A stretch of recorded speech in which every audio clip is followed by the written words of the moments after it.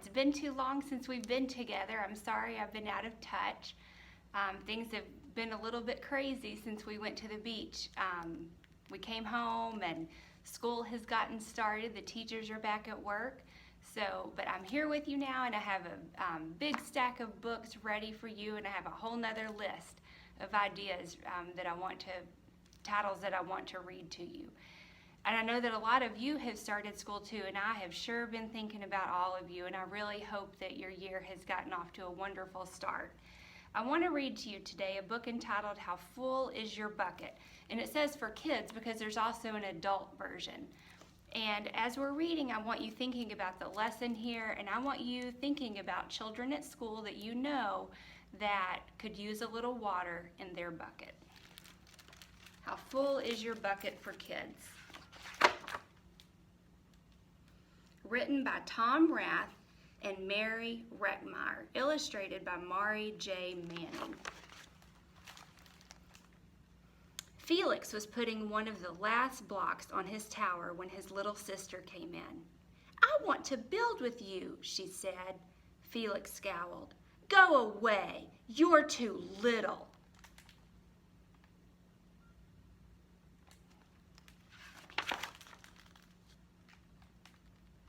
"I'm big." "Stay back. You'll knock it over." "I can be very careful." "Go play with your baby toys, Anna."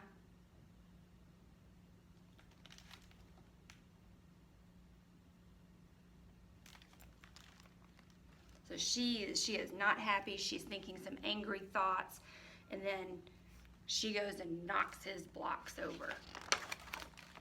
"Grandpa!" Grandpa shook his head. "Felix, you just dipped from your sister's bucket. Like everyone else, Anna has an invisible bucket. When it's empty, she feels bad, but when it's full, she feels great. Didn't you ever notice your own bucket?" Invisible bucket? Sometimes Felix couldn't quite tell when his grandfather was joking.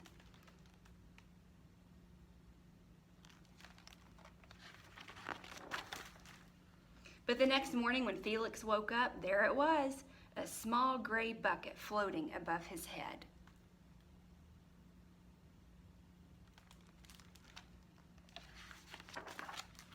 When Felix came down to have breakfast, his mom was in a hurry. "I've got a meeting this morning and it's almost time to go. Anna, sit still."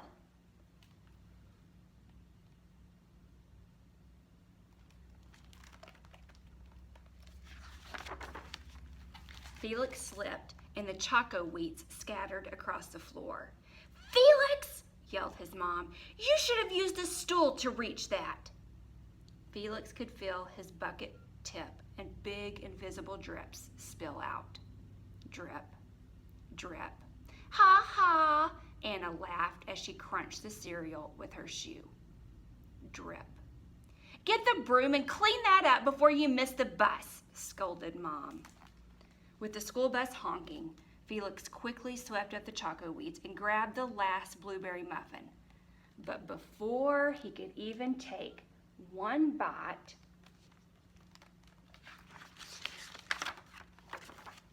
Buster jumped up and grabbed the muffin from his hand. Drip. "Hey, look at Felix's new backpack. My baby brother has one just like it." Drip. "Psst, Felix, psst." Drip. "Watch out, shrimp." Drip.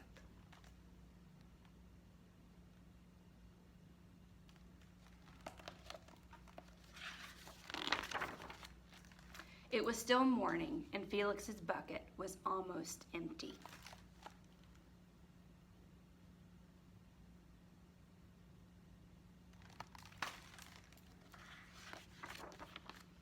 As he watched his classmates walk into the room, he secretly hoped they would trip and fall. That's what it feels like when you have an empty bucket.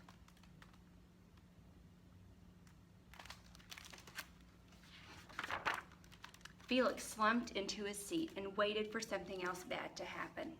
Mrs. Bumblenickel walked slowly up to his desk and handed him a paper. He could hardly bear to look. "Felix, you wrote a wonderful story. Would you please share it with the class?" Felix grinned and felt a big drop land right into his bucket. Drop. The class was quiet. They laughed at all the right places and oohed at the scary parts. When Felix finally read the end, everyone clapped, even Emily, who sat next to him and didn't usually like dinosaurs. Felix felt a whole shower of drops land in his bucket. Maybe the day wouldn't be so bad after all. And here he's reading his story. He says, "The Gigantosaurus who wanted to be a pet, by me, Felix." And then as the class is responding appropriately, it makes them feel good. So drop, plop, drop, plink. Drop. He has a friend to sit with and a note from his mom in his lunchbox. This is the PE teacher. Team captains today are Veronica and Felix. Drop. The art teacher. Nice cow. It's a dog. Well, nice colors there, Felix. Another drop. Cool laser ant backpack, Felix. Drop.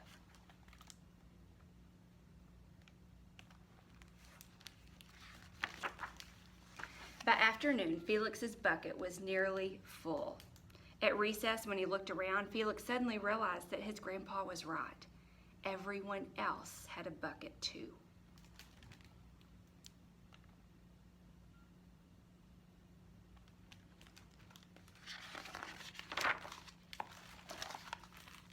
So here someone drops some papers and Felix is helping.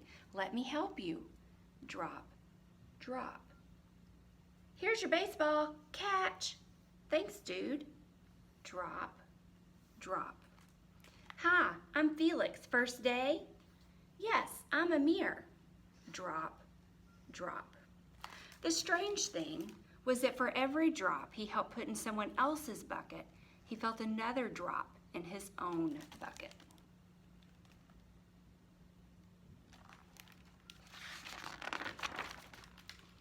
When Felix burst in the door after school, he shouted, "You are right, Grandpa. I do have a bucket, and I understand how it works."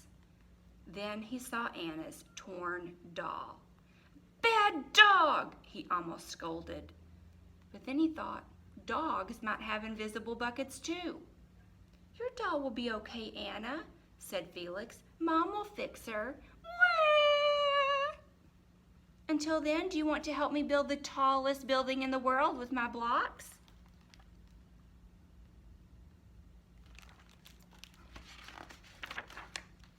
And so they did. So as you're going through your day, I hope that you will look for the invisible buckets above people's heads, and I hope that you will look for all the nice things that you can do to be a good friend and to put water in people's buckets. And when you think that you've taken water out of somebody's bucket, I hope that you will go back and apologize to them and make things right. As you can see, we're here in my classroom. I've been doing some little furniture projects behind me at my desk, and my yellow shelf needed a little freshening up this year, so that's what's behind me. But I love you all, and I hope your school year has gotten off to a fantastic start. I'm back with a lot of books, so be on the lookout for another one coming soon. Bye.